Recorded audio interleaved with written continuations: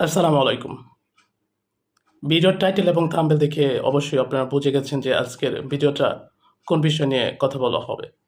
তো আজকে আমার ভিডিওটার টপিক হচ্ছে যে জামাতের কেন বিচার হলো না।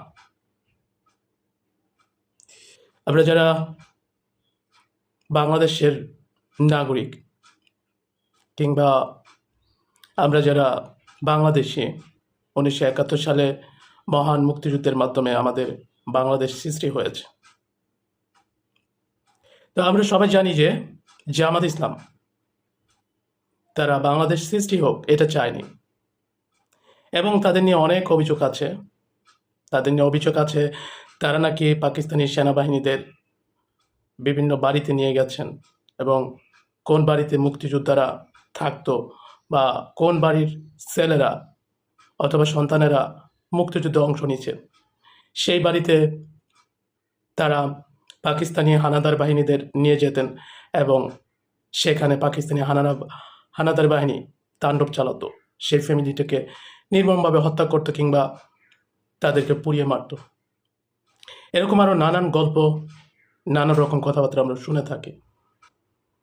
এর ফলে আমরা জামাত ইসলামকে ট্যাগ দিলাম রাজাকার। তারা বাংলাদেশ সৃষ্টি হোক এটা চায়নি। অপরপক্ষে জামাত ইসলাম আবার ভিন্নভাবে সেটাকে প্রবাহিত করতে চান, কিংবা তারা ভিন্নভাবে সেটাকে ঘুরিয়ে বলতে চান যে আমরা বাংলাদেশ চাইনি। বিষয়টা এরকম না। আমরা চেয়েছিলাম যে বাংলাদেশ এবং পাকিস্তানের মধ্যে প্রায় 1200 মাইল একটা দূরত্ব আছে।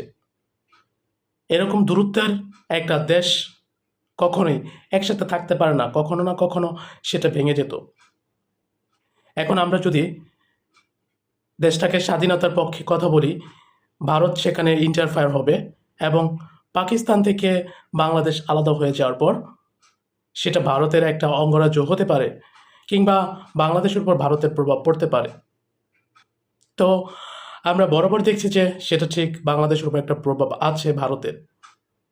এটা শুধু আমি একা বলি না, যারা অন্যান্য বামপন্থী রাজনৈতিক দলগুলো আছে, শুধু আওয়ামী লীগ ব্যতীত বিএনপি সহ তারা সবাই বলে যে শেখ হাসিনা সরকার যে 15 বছর টিকে ছিল, এটাতে ভারতের সরাসরি হাত ছিল, কিংবা ভারত সরাসরি সম্পৃক্ত ছিল। কাজে এরকম একটা যুক্তি জামাত ইসলাম দাঁড় করান। যাক, সেটা আমার বিষয় না। আজকের বিষয় হচ্ছে যে জামাতের কেন বিচার হলো না দেশদ্রোহিতার। 1971 সালে বাংলাদেশ সৃষ্টি হওয়ার পরে এর দায়িত্ব নেন সেকালের জনপ্রিয় নেতা শেখ মুজিবুর রহমান। তিনি 1971 থেকে 1975 সালের 15ই আগস্ট পর্যন্ত তিনি বাংলাদেশকে পরিচালনা করেন অ্যাজ আ প্রাইম মিনিস্টার হিসাবে। প্রথম তিনি রাষ্ট্রপতি ছিলেন, তখন প্রাইম মিনিস্টার ছিল তাজউদ্দিন আহমেদ। তারপর তাজউদ্দিন আহমেদকে সরিয়ে তিনি প্রধানমন্ত্রী হন। তাহলে শেখ মুজিবুর রহমান কি জানতেন না যে জামাত ইসলাম রাজাকার, তার বিচার হওয়া উচিত? তাহলে কেন তার বিচার করলেন না? জামাত ইসলামকে কেন নিষিদ্ধ করলেন না শেখ মুজিবুর রহমান? আমার 1 নম্বর প্রশ্ন। যারা জামাতের পুরো ইতিহাস জানেন, কিংবা এই বিচারটা কেন হলো না, যদি আমার ভিডিওটা দেখে থাকেন তাহলে অবশ্যই অ্যান্সারটা করে যাবেন। শেখ মুজিবুর রহমান কেন জামাত ইসলামের বিচার তখন করলো না? এবং জামাত ইসলাম যদি যুদ্ধ অপরাধী হয়ে থাকে কিংবা রাজাকার হয়ে থাকে, তাহলে কেন তাদের সংগঠনটাকে নিষিদ্ধ করলো না? যেমন আজকে আওয়ামী লীগকে যেভাবে গণহত্যার জন্য নিষিদ্ধ করা হলো, কিংবা তাদের কার্যক্রম স্থগিত করছে, যাই হোক না কেন। নাম্বার 2, যে এরপরে যখন বঙ্গবন্ধুকে হত্যা করা হলো, তখন ক্ষমতা নিল মেজর জিয়াউর রহমান। তিনি কিন্তু সরাসরি মুক্তিযুদ্ধের সাথে জড়িত ছিলেন। তিনি যেভাবেই নেন ক্ষমতাটা তিনি নিয়েছিলেন। তিনিও 80 সাল পর্যন্ত দেশটাকে পরিচালনা করেন। তাহলে তিনি কি জানতেন না যে জামাত ইসলাম রাজাকার, তাদের বিচারটা হওয়া উচিত? জামাত ইসলামের মতো এরকম একটা দেশদ্রোহী সংগঠন দেশে রাজনীতি করার অধিকার হারিয়েছে, কিংবা তাদের রাজনৈতিক অধিকার নাই, তাহলে তিনি কেন জামাত ইসলামকে নিষিদ্ধ করলেন না? এটা যারা বিএনপির ভাই আছেন তারা আমাকে অ্যান্সারটা দিয়ে যাবেন। কেন জিয়া রহমান জামাত ইসলামের বিচার করলেন না এবং তাদেরকে নিষিদ্ধ করলেন না। নাম্বার 3, 1980 থেকে 1990 সাল পর্যন্ত, 1980-82 যাই হোক না কেন, এরশাদ সাহেবের শাসনকাল ছিল। তাকে বলা হয় স্বৈরাচার এরশাদের সময়কাল। তিনি একজন সেনাপ্রধান ছিলেন। তিনি কেন জামাত ইসলামের বিচারটা করলেন না? তিনি কেন জামাত ইসলামকে নিষিদ্ধ করলেন না? এটা জাতীয় পার্টির যারা আছেন তারা কিংবা অন্য যারা জানেন সে অ্যান্সারটা আমাকে দিয়ে যাবেন। এরপরে বাংলাদেশের এরশাদকে হটানোর পরে বাংলাদেশের নতুন করে গণতন্ত্র শুরু হলো। সেখানে জামাত ইসলামের সাথে জোট বাঁধল বিএনপি। এখন বিভিন্ন টক শোতে দেখা যায় বিএনপির যারা নেতাকর্মী আছে তারা জামাত ইসলাম রাজাকার, জামাত ইসলাম গণহত্যাকারী, জামাত ইসলাম ধর্ষণকারী, জামাত ইসলাম এইরকম সেরকম বলে তাদের মুখে ফানা তুলে ফেলেন এবং তাদের বয়স ফাটিয়ে ফেলেন। তাহলে সেই সময় বেগম জিয়া কেন জামাত ইসলামের সাথে জোট বেঁধেছিলেন? যদি জামাত ইসলামের রাজাকার হয়ে থাকেন তাহলে কেন তারা জামাত ইসলামের বিচারটা করলেন না, তাদের সাথে জোট বেঁধে থাকলেন? তাহলে কি জামাত ইসলাম রাজাকার নয়? তাহলে তো আপনারা কেন শুধু শুধু টকশোতে যায় গলা ফাটান? বেগম জিয়া তো অবশ্যই একজন চৌখস রাজনীতিবিদ এবং তিনি বাংলাদেশের প্রথম নারী প্রধানমন্ত্রী। তিনি একাধিকবার বাংলাদেশের সিংহাসনে বসেছেন ক্ষমতায়। তিনি কেন তখন তাদের বিচার করলেন না, তাদেরকে নিষিদ্ধ করলেন না? কেন করেন না? এটা বিএনপির ভাইরা, আপনারা যারা আজকে টক শোতে বসে জামাত ইসলামকে নিয়ে এত রকম কথাবার্তা বলেন কিংবা জামাত ইসলাম রাজাকার, আলবদর, হ্যাঁ, সব কিছুর সাথে জড়িত, যত রকম জঘন্য কাজ আছে সেই সময়ের সাথে জড়িত আমি ধরে নিলাম, তাহলে কেন বিচারটা করলো না? এরপর আবার আওয়ামী লীগের ভাইদের কাছে প্রশ্ন, যখন খালেদা জিয়া প্রথম ক্ষমতা আসেন প্রথম নারী হিসাবে, এরপর শেখ হাসিনা তিনিও কিন্তু জামাত ইসলামের সাথে জোট বেঁধেছিলেন। যে শেখ হাসিনা 96-তে জামাত ইসলামের সাথে জোট বাঁধলো, সেই শেখ হাসিনা 2006 যখন ক্ষমতা আসলো তখন জামাত ইসলামকে নিষিদ্ধ করলো, জামাত ইসলামের বিভিন্ন নেতাকর্মীদের ফাঁসি দিল। যদি তারা জানতেন যে জামাত ইসলাম রাজাকার, জামাত ইসলাম বাংলাদেশ বিরোধী, বাংলাদেশ সৃষ্টির হোক এটা জামাত ইসলাম চাননি, তাহলে কেন শেখ হাসিনা তার বিচারটা করলো না? কেন 96-তে শেখ হাসিনা জামাত ইসলামের সাথে জোট বাঁধলো? তখন কি তিনি জানতেন না বিষয়টা?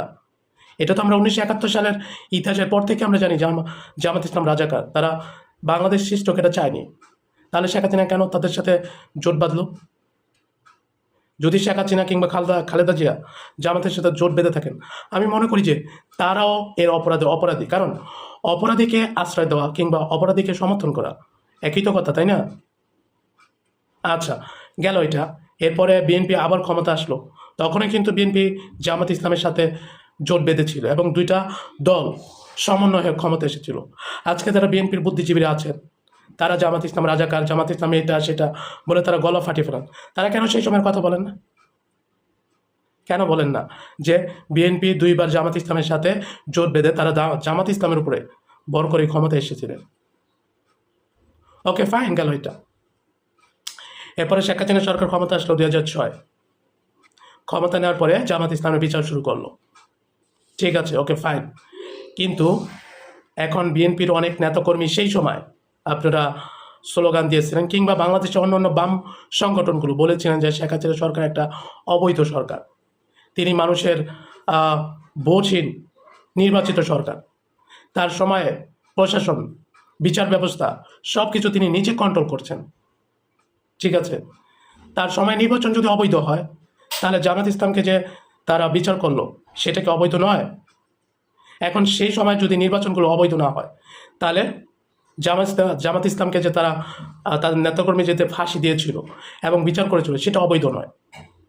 আর যদি সেই সময় নির্বাচন কিংবা শেখ হাসিনা সরকার যদি অবৈধ হয়ে থাকে তাহলে শেখ হাসিনা সরকারের বিচার করার সবগুলো বিচার ওই সময় প্রশাসনে সবগুলো অবৈধ হবে। কেননা অবৈধ সরকার আমলে যত রকম কাজকর্ম হয়েছে সবগুলোই তো অবৈধ হওয়ার কথা, তাই না? এখন আপনারা বিভিন্ন টক শোতে দেখি যে শেখ হাসিনা 15 বছর শাসন করছে, তিনি ফ্যাসিস্ট কায়েম করেছেন, তিনি শাসন ব্যবস্থাকে শেষ করে দিয়েছেন, তিনি বিচার ব্যবস্থাকে নিজের মতো পরিচালনা করেছেন, তিনি যা ইচ্ছা তাই করেছেন, তিনি দুর্নীতি করেছেন, তিনি লোপাট করেছেন, তিনি স্বেচ্ছাচারী করেছেন, তিনি বাংলাদেশে একটা তাসের রাজত্ব কায়েম করেছেন। সব কিছু যদি ভাই সত্যি হয়ে থাকে, সব কিছু যদি অবৈধ হয়ে থাকে, সব কিছু যদি বেআইনি হয়ে থাকে, তাহলে জামাত ইসলামের নেতাকর্মীদের যে বিচার করলো সেটা আপনারা বেআইনি কেন মানেন না?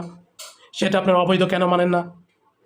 আজকে বামপন্থী দলগুলো যেভাবে জামাত ইসলাম রাজাকার, জামাত ইসলাম এটা সেটা সংগঠন তোলা, এটা সবার অধিকার, এটা আমার অধিকার যে জামাত ইসলাম রাজাকার, ঠিক আছে? কারণ আমি জানি ৭১ জামাত ইসলাম বাংলাদেশ সৃষ্ট করে চায়নি, কিন্তু শেখ হাসিনার সময় যে শাসনকাল ছিল, শেখ হাসিনার সময়ের ১৫ বছর, সেটাকে আপনারা মানেন না, সেটাকে আপনারা অবৈধ মানেন, সেটাকে আপনারা বেআইনি মানতেছেন। তাহলে শেখ হাসিনার আমলে যে বিচারগুলো হয়েছে সেগুলো কি বেআইনি না? সেগুলো কি আইনসঙ্গত হয়েছে? এখন আপনারা শেখ হাসিনার অবৈধ মানবেন, শেখ হাসিনার শাসন ব্যবস্থা অবৈধ মানবেন, অথচ জামাত ইসলামের নেতাকর্মীদের বিচার করছে সেটা আপনারা বৈধ মানবেন কেন রে ভাই? এটা কি অন্যায় না? এটা কি দ্বিচারি না? শেখ হাসিনা সরকারের সময় যদি এই জিনিসগুলো আপনি বৈধ মানেন, তাহলে আমি মনে করি শেখ হাসিনা সরকার যে ১৫ বছর ছিল তিনি বৈধ ছিলেন। তার সময় যতগুলো কর্মকাণ্ড হয়েছে সবগুলো বৈধ হয়েছে। ধর্ষণ, গুম, খুন, হত্যা, লুণ্ঠন, দুর্নীতি, চাঁদাবাজি, মানুষের ভোটের অধিকার কেড়ে নেওয়া, সবগুলো বৈধ হয়েছে। কারণ এই শেখ হাসিনার আমলেই তো জামাত ইসলামের নেতাকর্মীদের আল্লামা সাইদিকে ফাঁসি দেওয়া হয়েছে। এখন আমাকে অনেকে বলবেন আমি রাজাকার, আলবদর কিংবা দেশদ্রোহী, আপনারা যা ইচ্ছে তাই বলতে পারেন, আমার যুক্তিগুলো আপনারা খণ্ডন করে দেখেন, আমাকে আপনারা বুঝান। আপনারা যদি সেই সময় শেখ হাসিনা আমলের জামাত ইসলামের বিষয়গুলো যদি বৈধ নেন, তাহলে শেখ হাসিনার শাসন ব্যাপারে যতগুলো কাজ কর্মকাণ্ড ঘটেছে সবগুলো আপনাদের বৈধ নিতে হবে। আজকে টক শোতে দেখি অনেকেই জামাত ইসলামের বিচার করেছে, সেই জামাত ইসলামের নেতাদের আপনারা কেন ছাড়িয়ে আনলেন? এটা তো বেআইনি।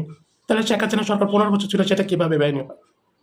শেখ হাসিনা সরকারের আমলে যদি বিচারগুলো যদি বৈধ হয়, তাহলে শেখ হাসিনা যে কর্মকাণ্ড করেছে সেগুলো কিভাবে অবৈধ হইল? শেখ হাসিনা সময় যে নির্বাচন হয়েছে সেগুলো যদি অবৈধ হয়, ভোটবিহীন হয়, তাহলে জামাত ইসলামের যে তারা বিচার করলো বেসরকার মানে অবৈধ একটা সরকার, তাহলে এগুলোকে অবৈধ না?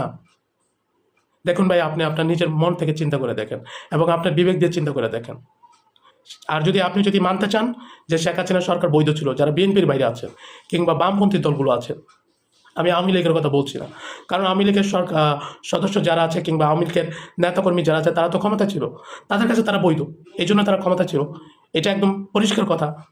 তাদের কাছে তো শেখ হাসিনা সরকার অবৈধ না, তারা তো কখনো বলে না যে শেখ হাসিনা সরকার অবৈধ। শেখ হাসিনা সরকার অবৈধ সেটা বলে বিএনপি কিংবা অন্যান্য বামপন্থী দল। আজকে সেই বিএনপি বলতেছে যে জামাত ইসলামের যে বিচার হয়েছে শেখ হাসিনার আমলে, এবং যারা বাম সংগঠনগুলো আছে তারা বলছে যে শেখ হাসিনার সময়ে যে শাসনকালগুলো ছিল সেটা অবৈধ, শেখ হাসিনার সময় তিনি যে ক্ষমতা ছিলেন সেটা অবৈধ ছিলেন, শেখ হাসিনার সময় আইনি ব্যবস্থাগুলো তিনি ধ্বংস করে ফেলছেন, বিচার ব্যবস্থা তার নিজের কন্ট্রোলে নিয়েছেন।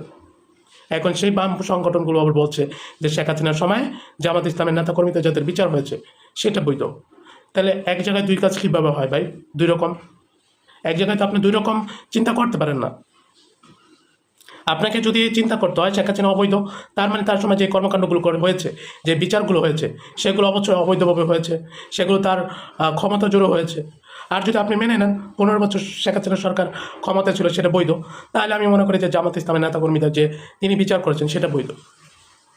কাজে এখানে পরিষ্কার, শেখ হাসিনা সরকারের যদি ১৫ বছর ক্ষমতা বৈধ থাকে তাহলে জামাত ইসলামের বিচার করছে যেটা সেটা বৈধ, আর যদি অবৈধ থাকে সেটা জামাত ইসলামের বিচার করছেন সেটা অবৈধ। এখন আপনারা গলা ফুলায় বলেন যে জামাত ইসলামের বিচার করা হয়েছে, জামাত ইসলাম নিষিদ্ধ হয়েছে, তাহলে বঙ্গবন্ধু কেন নিষিদ্ধ করলো না? কেন জিয়াউর রহমান নিষিদ্ধ করলো না? কেন এরশাদ নিষিদ্ধ করলো না? কেন আওয়ামী লীগ জামাতের সাথে জোট বাঁধলো? কেন বিএনপি জামাত ইসলামের সাথে জোট বাঁধলো? তারা যদি রাষ্ট্রদ্রোহিত হয়, তারা যদি রাজাকার হয়, তারা যদি বাংলাদেশের সৃষ্টি হয় না এরকম যদি চাইতো, কেন তারা সেই জোটটা বাঁধলো? এই প্রশ্নের উত্তরটা আমাকে দিয়ে যাবেন। বাই দ্য ওয়ে, আমি জামাত ইসলাম করি না, কিন্তু জামাত ইসলাম নিয়ে এই প্রশ্নগুলো সবসময় আমার মনের মধ্যে কিংবা আমার মাথার মধ্যে ঘোরে, এই জন্য আমি আজকের ভিডিওতে এই কথাগুলো বললাম। তো বাই দ্য ওয়ে, এখানে আমার অনেক ভুল ত্রুটি থাকতে পারে, এই জন্য আমি ক্ষমা প্রার্থী, এবং আমাকে কেউ রাজাকার কিংবা জামাতের কর্মী এই ট্যাগটা আমাকে দিবেন না, কারণ আমি কোনো দলেরই সাপোর্ট করি না, আমি একজন সাধারণ মানুষ। যেহেতু আমার মাথার মধ্যে এই প্রশ্নগুলো ঘুরছে তার জন্য আমি এই কোশ্চেনগুলো করলাম। আপনারা চাইলে আমার কমেন্ট বক্সে সেই উত্তরগুলো দিয়ে যেতে পারেন। ভালো থাকবেন, আল্লাহ হাফেজ, আসসালামু আলাইকুম।